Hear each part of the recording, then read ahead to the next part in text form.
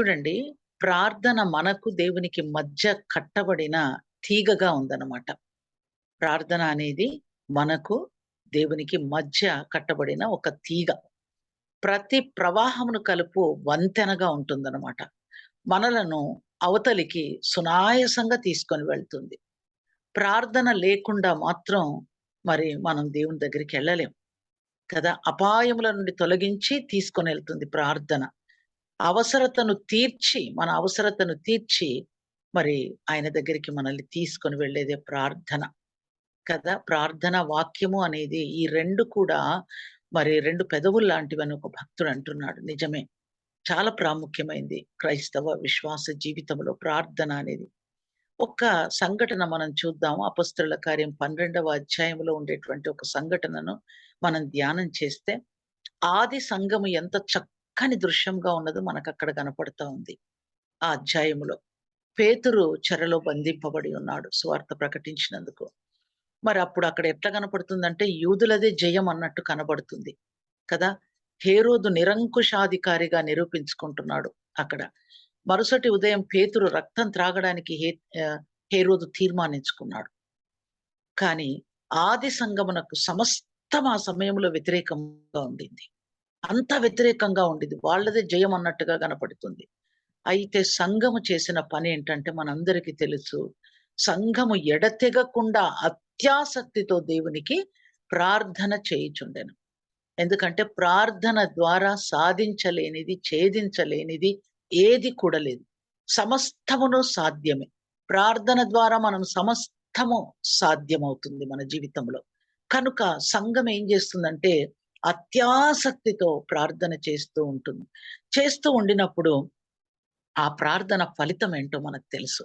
ప్రార్థన ఫలితము చెరసాల తెరుచుకొనెను. దేవునికి స్తోత్రం. ప్రార్థనకుండే పవర్ చూడండి ఎంత ఉందో. చెరసాల తలుపులు తెరుచుకొని పేతురు బంధకములు ఊడెను. దేవునికి స్తుతి కలుగును గాక. యూదులు హడలిపోయిరి. పన్నాగం పన్ని ఆయనను చెరసాలలో వేశారు గదా! హడలిపోయారు వాళ్ళు. తర్వాత హేరోదు భయంకరమైన రీతిలో పురుగులు పట్టి చచ్చిపోయాడు. ప్రతిఫలం తేటగా కనపడుతుంది. ప్రార్థన ప్రతిఫలం అక్కడ. దేవుని వాక్యము బహుగా ప్రబలెను. బంధించి పెట్టాలనుకున్నారు. కానీ వారు బంధించడం వల్ల ఇంకా ఆకరమైన రీతిలో వాక్యం ప్రబలినట్టు మనం చూస్తున్నాం. ఇప్పుడు మనం కూడా మన మెనోనైట్ డినామినేషన్‌లో అనేకమైన సమస్యలతో పోరాడుతూ ఉన్నాం కదా! భయంకరమైన పరిస్థితుల మధ్య మనం ఉన్నాం. అధికారం కొరకు పోరాటం. కానీ న్యాయ రీతిలో ఎవరైతే పోరాటం చేస్తారో, మరి ముఖ్యంగా ప్రార్థన ద్వారా సమీపిస్తారో దేవుణ్ణి, జయం వారిదే. నాకు ఈ వాక్యం ధ్యానిస్తూ ఉండినప్పుడు నేను ఆ విషయాన్ని గ్రహించగలిగాను. ఎవరైతే న్యాయ పోరాటం చేస్తున్నారో, ఎలా న్యాయ పోరాటము ప్రార్థన ద్వారా, ఆ ప్రార్థనలో మనకుండేటువంటి విశ్వాసం తప్పక మన ప్రభు మనకు జయం అనుగ్రహిస్తాడు. చూడండి, అసలక్కడ అవకాశమే లేదు పేతురు చెరసాల నుంచి బయటికొచ్చేది. ఇక మరుసటి రోజు ఆయన పరిస్థితి ఘోరం. చాలా ఘోరమైన పన్నాగం పన్నారు వాళ్ళు. హేరోదు రాజు వాళ్ళందరూ గూడా.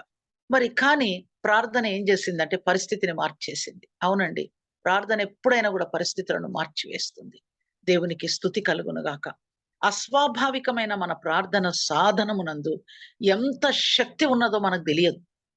మనం ప్రార్థిస్తూ వెళ్ళాలి విశ్వాసముతో. ప్రార్థిస్తూ వెళ్ళినప్పుడు దానికెంత శక్తి ఉందో మనం గ్రహించలేం. ఈ సాధనమును అధికారంతో ఉపయోగించి ఫలితము తెచ్చుకోవడానికి తెగింపలేం కదా! దేవుడు మనలను సాహసంతోనూ, నమ్మకముతోనూ మరి బాప్తిస్మం ఇచ్చుగాక. ఆయనకు కావలసినది గొప్ప మనుష్యులు కాదు గాని, తమ దేవుని యందున్న గొప్పతనమును నిరూపింపగలవారే కావాలనని ఆయన కోరుచున్నాడు. ప్రియ దేవుని బిడ్డలారా! అయితే దేవుడు, అయితే ప్రార్థన. అంతే. అయితే దేవుడు, అయితే ప్రార్థన. మరి చాలా సార్లు మనం ప్రార్థనలో మరి దేవునికి బంధకం వేస్తుంటాం. అంటే ఒక సరిహద్దు నియమించి పెట్టుంటాం. అలా బంధకం వేయకూడదు. హద్దు వేయవద్దు. అవిశ్వాసము ద్వారా ఆయనకు పొలిమేర పెట్టకూడదు మనం. ప్రార్థన చేస్తాము. ప్రార్థన చేయాలి కాబట్టి చేస్తాం గానీ, దాని మీద నమ్మకం ఉండదు. మనం ప్రార్థించే ప్రార్థన దేవుడు వింటాడని, దానికి జవాబిస్తాడు అనే నమ్మకం చాలా వరకు ఉండదు అవిశ్వాసంతో. అలాంటి ప్రార్థనకు మాత్రం జవాబు ఎన్నటికి కూడా రాదు అనే విషయాన్ని. అందుకే పొలమేర బంధకం మనం పెట్టొద్దు. ఆయన ఏమి చేయగలడో నీకు తెలియనని చెప్పొచ్చు. దాన్నంతటిని చెయ్యనివ్వకుండా మనమే అడ్డగిస్తున్నాం చాలా సార్లు కదా! మనం అడిగిన వాటికంటే ఊహించు వాటన్నిటికంటేను అత్యధికముగా ఆయన చేయనని మనం ఎదురు చూడవలసిన వారమై ఉన్నాం. తెలుసు కదా! మన జీవితాల్లో ప్రతి ఒక్కరి జీవితంలో అనుభవం ఉండి ఉంటుంది. నాకైతే అనుభవం ఉంది. అడిగి ఊహించిన వాటికంటే అధికంగా నా జీవితంలో ప్రభువు నాకు దయచేశాడు. నా కోరిక ఒక్కటే, నేను చిన్నప్పటి నుంచి రక్షింపబడినప్పటి నుంచి కూడా ప్రభు నిమిత్తం ఆయన సేవ కొరకు వాడబడాలి అనే ఆశ. నేను ఉద్యోగం చేస్తున్నప్పటికీ ప్రభు నా కోరిక తీరుస్తూ ఉన్నాడు. అనేకమైన ప్రదేశాల్లో, అనేకమైన స్థలాల్లోకెళ్ళి వాక్యం ప్రకటించే ధన్యత ఆన్‌లైన్‌లో, ఆఫ్‌లైన్‌లో ప్రభు నాకిచ్చాడు. కనుక విశ్వాసంతో మనం ప్రార్థిస్తే ప్రభు మన కోరిక తప్పకుండా తీర్చే దేవుడు. అడిగిన వాటికంటే, ఊహించిన వాటికంటే అత్యధికంగా అనుగ్రహించే దేవుడు, మనం సేవించే దేవుడు. అయితే ప్రార్థన సమయంలో ఏదైనా మనం ఒక విజ్ఞాపన చేయవలసి వచ్చినప్పుడు ఏంటి మనం ఒకటి గుర్తుంచుకోవాల్సిందేంటంటే, మొదట కొంతసేపు మౌనంగా ఉండి ఆయనను స్తుతించాలి. డైరెక్ట్‌గా ప్రార్థనలోనే మన విజ్ఞాపన మొదలు పెట్టకూడదు. కాసేపు మౌనంగా ఉండాలి. కాసేపు మౌనంగా ఉండి ఆయనను స్తుతించాలి మొదట. ఆ స్తుతి పైన ఆయన ఆసీనులవుతారనమాట. అక్కడ పరలోకములో ఉన్నటువంటి మహిమాన్వితుడైన ఆ దేవుడు నీ యొక్క, నా యొక్క స్తుతిని ఆశిస్తున్నాడు. మన స్తుతి పైన ఆసీనులు కావాలని ఆయన ఆశపడుతూ ఉన్నాడు. కనుక ప్రియ దేవుని బిడ్డలారా, విజ్ఞాపన చేయక ముందు కాసేపు మౌనంగా ఉండి, అప్పుడు మనం ఆయనను స్తుతించాల. స్తుతి తరువాత మన విజ్ఞాపన మొదలుపెట్టాలి ఆయన సన్నిధిలో. అప్పుడు ఆయన ఎంతో సంతోషించేవారుగా ఉంటారు. ఆయన మహిమలో ఆయనను ఆరాధించాలి. మరి స్తుతి ఉండదు, ఆరాధన ఉండదు. నేరుగా విజ్ఞాపనలు మొదలుపెడతారు మనం కొన్నిసార్లు. అలా కాదు. మనము స్తుతించి, ఆరాధించి, మౌనంగా ఉండి, ఆ మహిమాన్వితుని ఘనపరచి, అప్పుడు మన విజ్ఞాపన చేయవలసిన వారమై. ఇందాక మరి మనం దాదాపు హాఫ్ ఎన్ అవర్ దేవుని స్తుతించడానికి వినియోగించాం కదా! దేవునికి స్తోత్రం. తెల్లవారుజామున నిజంగా మనం అర్పించే స్తుతి పైన ఆయన ఆసీనులై ఉంటారు అనేది మనం గ్రహించవలసిన వారమై ఉంటున్నాం. ఆయన ఏమి చేయగలడు? క్రీస్తు చేయు విజ్ఞాపన యందు ఆయనకెంత ఆనందమో, క్రీస్తునందు నీ యొక్క, నా యొక్క స్థానము ఏ విధంగా ఉన్నదో కొంతసేపు ఆలోచించుకోవాలి. అవును, మనం ప్రార్థన చేస్తున్నాము, విజ్ఞాపన చేస్తున్నాము. ఆయన యందు మన స్థితి ఎలా ఉంది? కొందరిని గురించి ఆయన సాక్ష్యం ఇచ్చారు గదా! దేవాది దేవుడు. మరి యోబును గురించి ఏం సాక్ష్యం ఇచ్చిండు కదా! ఎంత అద్భుతమైన సాక్ష్యం. ఈ యొక్క యోబు గ్రంథం మొదటి అధ్యాయంలో 2 సార్లు దేవుడు ఆ యొక్క సాక్ష్యమును ఇచ్చినట్టు మనకు పేర్కొనబడి ఉన్నది పరిశుద్ధ గ్రంథములో. సో, భక్తి కలిగిన వాడు చెడుతనమును విసర్జించిన వాడు అన్నాడు. దావీదును నా హృదయానుసారి అన్నాడు. మోషేను నా ఇల్లంతటిలో నమ్మకమైన వాడు అన్నాడు. నిన్ను గురించి, నన్ను గురించి ఏమంటున్నాడు? నీ యొక్క, నా యొక్క స్థానం ఏ విధంగా ఉంది ఆయన దృష్టిలో అనేది కూడా ఒకసారి పరీక్షించుకోవాల. మన ప్రవర్తన ఎలా ఉంది? మన విశ్వాసం ఎంతవరకు ఉంది? ఆయనతో మనం ఎంత సమీప సంబంధం కలిగి ఉన్నామో అనేది మనం ఆలోచించుకొని ప్రార్థన మొదలుపెడితే చాలా ఎఫెక్టివ్‌గా ఉంటుంది కదా! తర్వాత ఆయన యుద్ధ నుండి మనం గొప్ప కార్యముల కొరకు ఎదురు చూడవచ్చు. ఎప్పుడంటే ప్రార్థన సమయంలో కాసేపు మౌనంగా ఉండాలి. ఆ తర్వాత ఆయనను స్తుతించాలి. ఆ తర్వాత ఆయనను మహిమలో ఆరాధించాలి. ఆరాధించిన తర్వాత మొదలుపెడితే ఆ ప్రార్థనకెంతో బలముంటుంది. ఎంతో శక్తి ఉంటుంది అనే విషయాన్ని మనము గ్రహించాలి. మన ప్రార్థనలు దేవునికి అవకాశం కార్యం చేయటానికి. మన ప్రార్థనలేంటంటే దేవునికి అవకాశములు. మరి మనము దుఃఖములో ఉన్నప్పుడు ప్రార్థన ఏం చేస్తుందంటే మన దుఃఖమును మధురముగా మార్చేస్తుంది. దుఃఖమును నాట్యంగా మారుస్తుంది ప్రార్థన కదా! బలవంతునిగా చేయగలదు ప్రార్థన. ఆ తర్వాత మనం సంతోషములో ఉండి ప్రార్థిస్తుంటాం కదా! చాలా సార్లు దేవుడు చేసిన మేళ్ళను బట్టి సంతోషిస్తూ ప్రార్థిస్తూ ఉంటాం. ఆ సంతోషంతో ఉండి చేసిన ప్రార్థన ఏం చేస్తుందంటే, పరలోక పరిమళాన్ని చేరుస్తుందనమాట మనకు. మన ప్రార్థనకు ఏం చేస్తుందంటే, పరలోక పరిమళాన్ని చేరుస్తుంది. చేర్చేదిగా ఉంటుంది. మరి ఆంతర్యమందు, బాహ్యమందు నీకున్న శత్రువులను బట్టి చాలా అపాయంలో ఉన్నావా? కొన్నిసార్లు ఇలా గూడా మనం అపాయంలో ఉంటున్నాం కదా! అలాంటప్పుడు ఏం చేస్తాడు ప్రార్థించినప్పుడంటే, ప్రార్థన మన కుడి వైపున ఒక దేవదూతను పంపిస్తుంది. ఎంత ఆశ్చర్యం ప్రియ దేవుని బిడ్డలారా! ఆ ప్రార్థన మనం చేసిన ప్రార్థన మన కుడి వైపునకు ఒక దేవదూతను పంపిస్తుందనమాట. మరి అతడు నీ తిరుగటి రాయిని నులిచేసి, తిరగలి కంటే ఎక్కువగా పదునుగా దాన్ని పొడి చేసి, తన చూపుతో పరలోక సైన్యమును మన ప్రక్కకు దించగల సమర్థుడు మన దేవుడు. పరలోక సైన్యాన్ని దించగల గొప్ప సమర్థుడు కదా! మరి ప్రార్థన మనకి ఏం చేయగలదు అంటే, దేవుడు చేయగలిగినదంతయు ప్రార్థన ద్వారానే చేయగలదు. మరి ఒక్క నిమిషం ఆగిపోయి ఆలోచన చేద్దామా? మన జీవితంలో ఎంత సమయం మనం ప్రార్థనలో గడుపుతున్నాం? ప్రియ దేవుని బిడ్డలారా, మరి స్వచ్ఛంగా మనల్ని మనం పరిశీలించుకుందాం. కొందరైతే ఒక 5 నిమిషాలు ప్రార్థించాలంటే ఎంతో కష్టం. మరి నిజంగా దాని టేస్ట్‌ని గుర్తించిన వారు, టేస్ట్ చేసిన వాళ్ళు మాత్రం గంటల కొలది. భక్త సింగ్ గారు తన పుస్తకాల్లో రాస్తూ ఉంటాడు. మొదట 10 నిమిషాలు ప్రార్థించాలంటే చాలా కష్టపడేవాడంట. ప్రార్థించలేకపోయేవాడిని అని రాసాడు. తరువాత ఆ ప్రార్థనను రుచి చూచిన తర్వాత, ప్రార్థన ఫలితాన్ని రుచి చూచిన తర్వాత కొన్ని గంటల కొలది మోకరించి ప్రార్థించేవాడంట. అందుకే అంత దివ్యమైన సేవ చేయగలిగారు. 10,000 కంటే ఎక్కువ సంఘాలనాయన స్థాపించగలిగారు. దేవునికి స్తుతి కలుగును గాక. మరి మనం కొన్ని సార్లు అంటుంటాం, ప్రార్థన చేసుకోవడానికి టైం లేదు అని. అది చాలా భయంకరమైన మాట. ఇంత సమయము నీకిచ్చి, ఇంత గొప్పగా నన్ను ఆశీర్వదించి, ఇంత ఉన్నతమైన స్థితిలో నన్నుంచి, నరకము నుంచి తప్పించి నిత్య జీవానికి మనల్ని వారసులుగా చేసిన ఆ దేవాది దేవునికి ప్రార్థించడానికి సమయం లేదా? నువ్వే క్యాడర్‌లోనైనా ఉండొచ్చు. ఎంత పెద్ద ఆఫీసర్‌వైనా కావచ్చు. ఏదైనా కావచ్చు. Does not matter. తెల్లవారుజామున లేచి మోకరించి ప్రార్థిస్తే, ఆ దినమంతా గూడా మనము విజయవంతమైనది దినముగా మనకుండిపోతుంది. ప్రియ దేవుని బిడ్డలారా, కనుక ఎంత సమయం ప్రార్థిస్తున్నాం? ఎంత సమయం? మరి యేసు ప్రభువే మనకు నేర్పించినాడు గదా! తెల్లవారుజామున కొండ ప్రదేశానికి వెళ్లి ఏకాంతముగా కదా! ఎంత అద్భుతమైన రీతిలో ఆయన ప్రార్థించాడు. అది మనకు మాదిరి కదా! ఆ విధంగా ప్రార్థనకెక్కువ ప్రాముఖ్యతనివ్వవలసిన వారమై ఉంటున్నాం. దేవునికి స్తోత్రం. పోరాడు ప్రార్థన అద్భుతములను చేయగలదు. ఇప్పుడు మనం ప్రార్థన ద్వారానే పోరాడుతున్నాం గదా! మొన్నటి దినాన అంటే గద్వాల్లో 1000 డేస్ ప్రేయర్‌ని చాలా చక్కగా నిర్వహించుకున్నాం. నాకు కూడా దేవుడు అవకాశం ఇచ్చాడు అందులో పార్టిసిపేట్ చేయటానికి. దేవునికి స్తోత్రం. ఏదైనా గూడా మరి ఇప్పుడు పోరాడుతున్నాం ప్రార్థన ద్వారా. కనుక దేవుడు జయమిస్తాడు. దేవునికి స్తోత్రం. అద్భుతాలను చేయగలదు. జలసంధిలో సహితం విరామం కలిగిస్తుంది ప్రార్థన. కదా! ప్రార్థన ఇనుప కమ్ముల గుండాను, ఇత్తడి తలుపుల గుండాను మనకు మార్గమును ఏర్పాటు చేసేదిగా ఉంటుంది ప్రార్థన. దేవునికి స్తుతి కలుగును గాక. ఇంత అద్భుతమైన ప్రార్థనను మనం ఎలాగూ నిర్లక్ష్యం చేస్తాం? నిర్లక్ష్యం చేయకూడదు.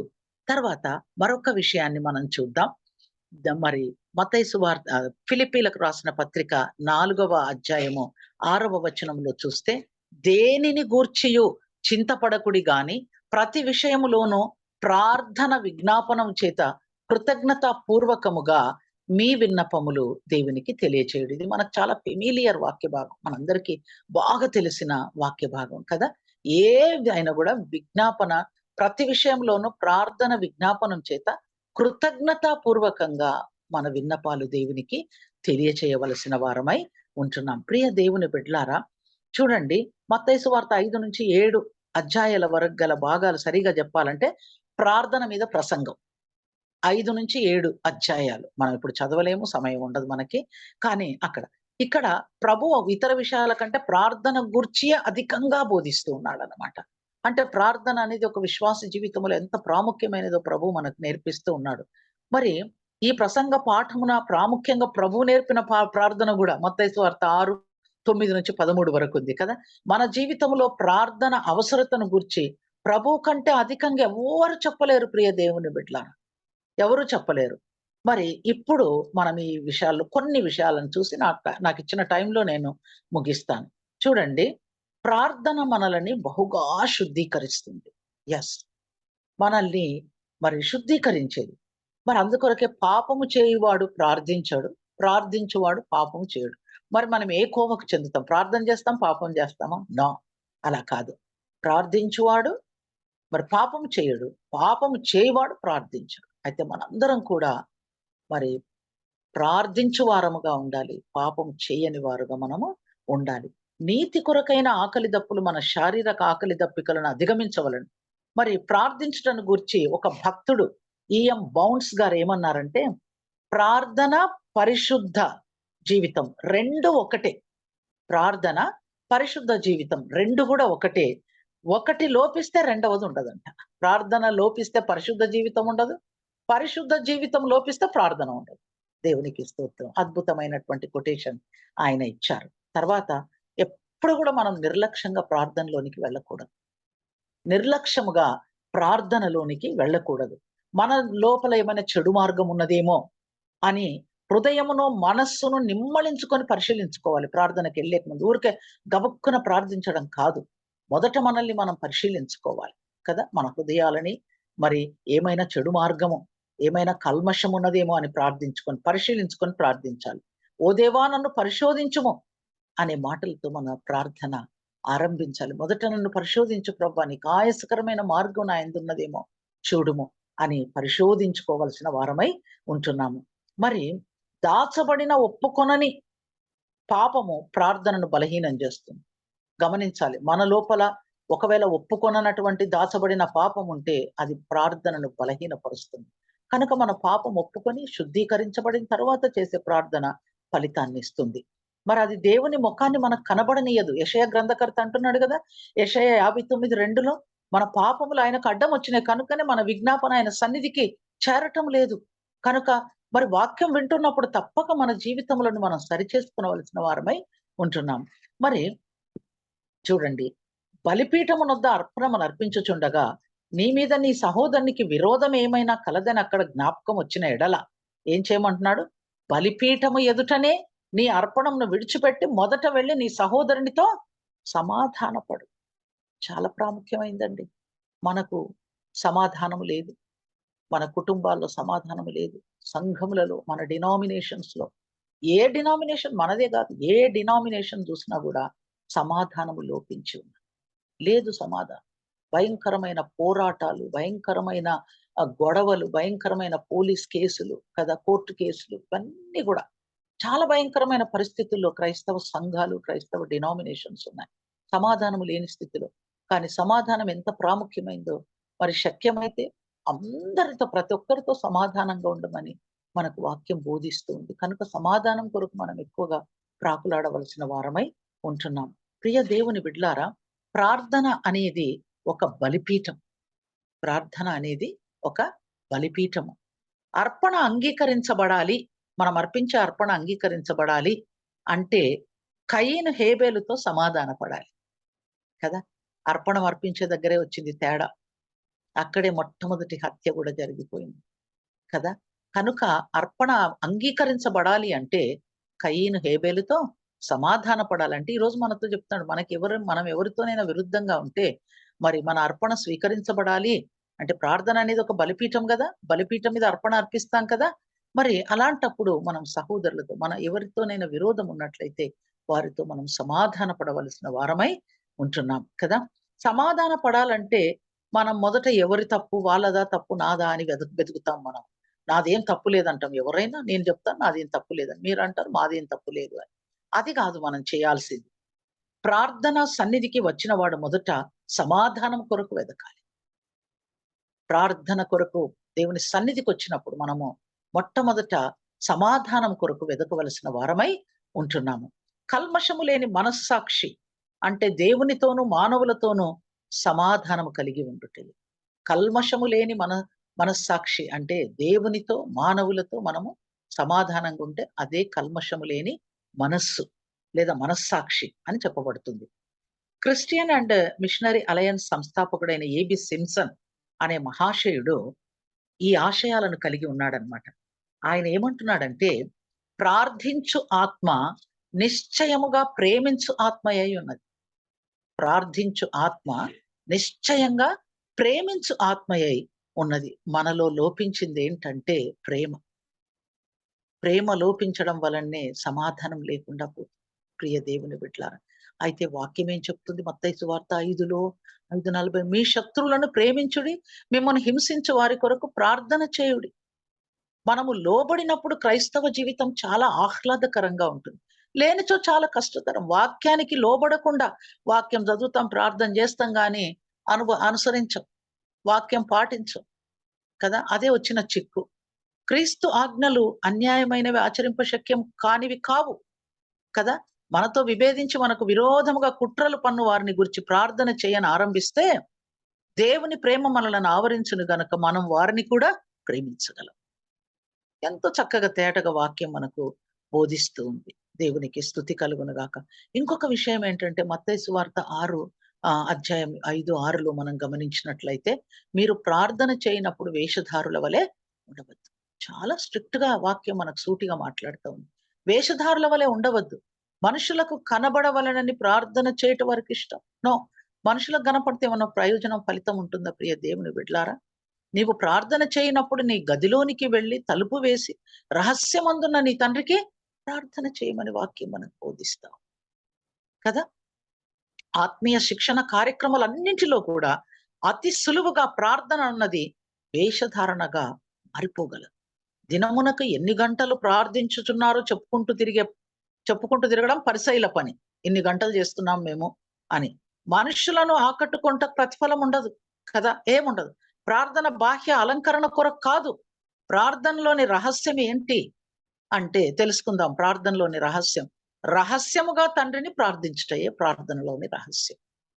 రహస్యముగా తండ్రిని ప్రార్థించుటయే ప్రార్థనలోని రహస్యం. మనం ఏకాంత ప్రదేశంలోకి వెళ్తే తప్ప ఆత్మ యొక్క మృదువైన స్వరము ఈ అల్లరి నుంచి తప్పించుకొని వినలేము.